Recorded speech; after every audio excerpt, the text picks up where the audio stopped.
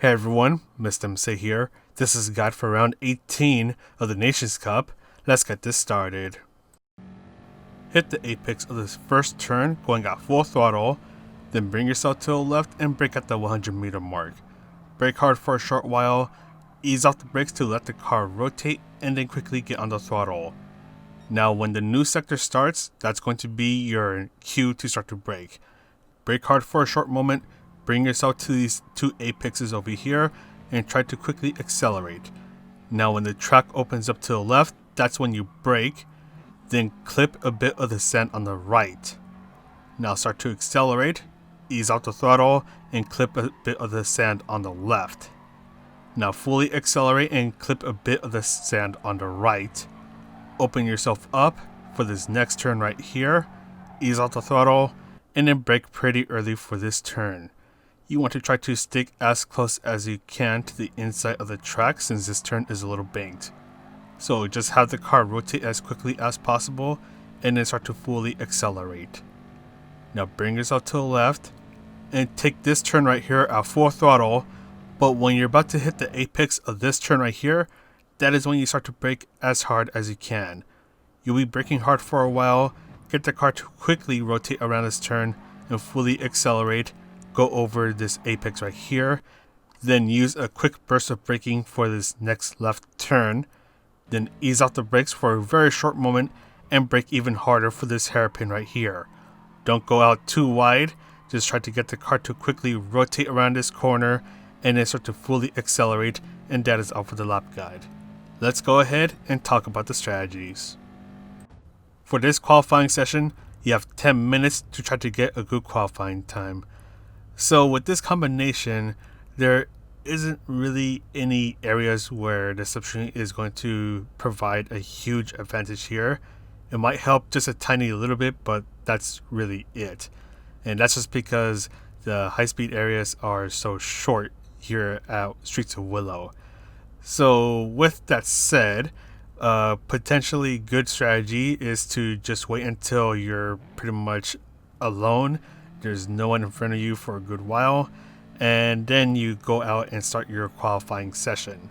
If you do end up going out a bit earlier, you can just try to slow it down a little bit, just let those who are behind you pass you. That way you can try to build up enough of a gap so that when you do your qualifying lap, you'll hopefully not end up coming across those cars and have to slow yourself down. Now when you do your out lap, you want to take care of your tires because the tire multiplier is pretty high here. So it's at ×9 and you are on a all-wheel drive car, so the tire wear is going to be pretty harsh, especially towards the front tires. So make sure that you take care of those tires before you start your flying lap. Now when you're about to start your flying lap, you want to go wide through this final turn.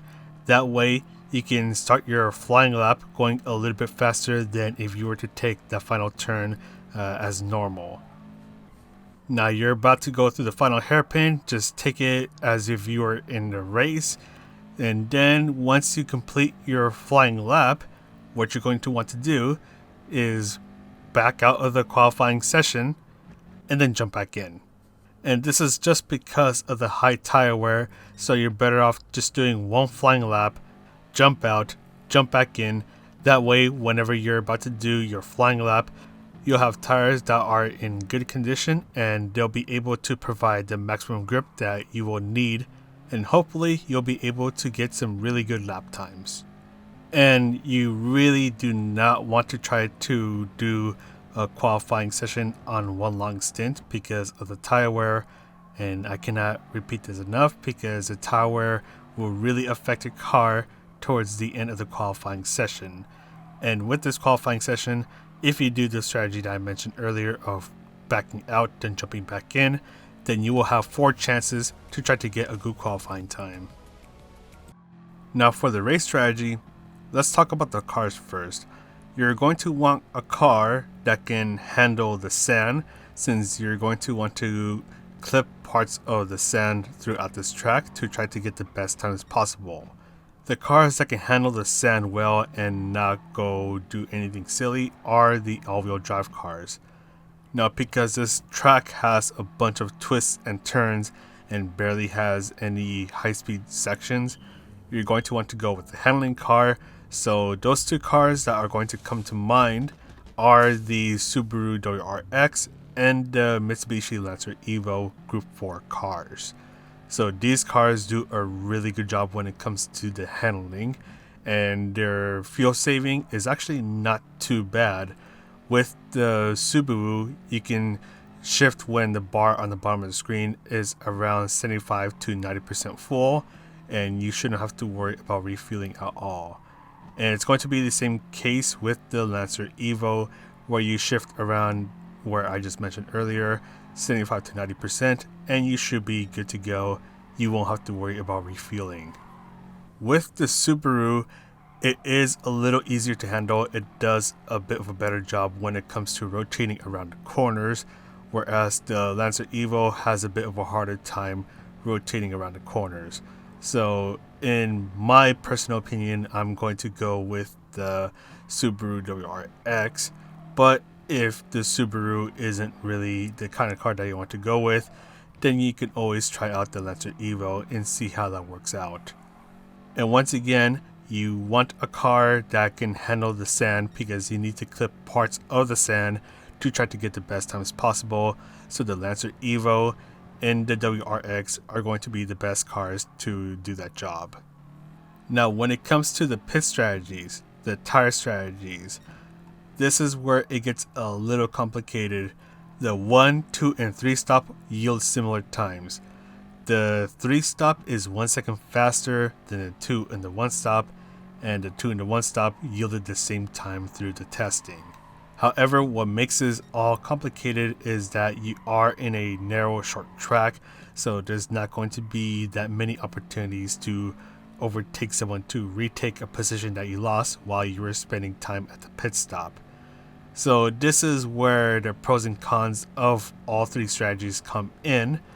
So with the 1 stop, you do have to spend more time with the racing medium tires, which is going to yield slower times, but you only have to pit once, so the most that you have to worry about is fighting with someone as they come out of the pit stop or as you come out of the pit stop. With the 2 stop, you spend 8 laps on the racing soft tires each, but you do have to spend 1 extra pit stop changing over from racing soft to racing soft, and then racing soft to racing medium tires. So because of that, that's going to increase the chances of you coming out into traffic and having to fight with them. And I should mention that when you're doing the 1 or the 2 stop, you do want to be a little careful with your tires, since if you start to shred them, your car is going to start to understeer a lot, which will end up yielding even slower times. So don't push the car too much, and try not to battle too much as well. Now with the 3 stop, this one is pretty interesting because you also get to do 16 total laps on the racing soft tires, except you'll do 5 laps on the racing soft tires, another 5 laps on the racing soft tires, 6 laps on the racing soft tires, and then 1 lap on the racing medium tires. So because of the short stints, you're going to be able to pretty much just go all out with the car, except do a little fuel saving along the way. But you don't have to worry as much about shredding the tires as those in the 1 and the 2 stop.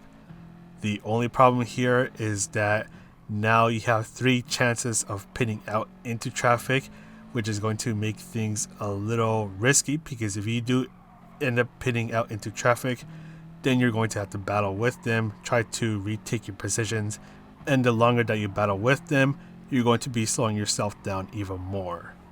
So at the end of the day, the tire strategy that you want to go with is going to depend a bit on the situation that you are in at that moment, and a bit on what kind of stint you want to go with. Do you want to go with short stints where you don't have to worry about the tire wear? Go with the 3 stop. If you don't want to worry about pitting out into traffic as much, go with the 1 or the 2 stop. And once again, you have 5 laps to determine which kind of strategy that you want to go with. So if you're on lap 4 and you're still not sure, at least you'll have another minute to finally come to a decision with what strategy that you want to go with. And once again, the Subaru WRX and the Mitsubushi Lancer Evo are the best cars for this track and combination, and whichever car you end up going with, shift when the bar on the bottom of the screen is between 75 to 90% full. That way you do not have to worry about refueling. And make sure that you use racing medium tires for at least one lap, as they are the required tires for this race. But anyways, that is pretty much it for this guide. I'm going to go ahead and sign off now. So this is Mr. MCA, wishing you a good race, and I'll see you in the next video.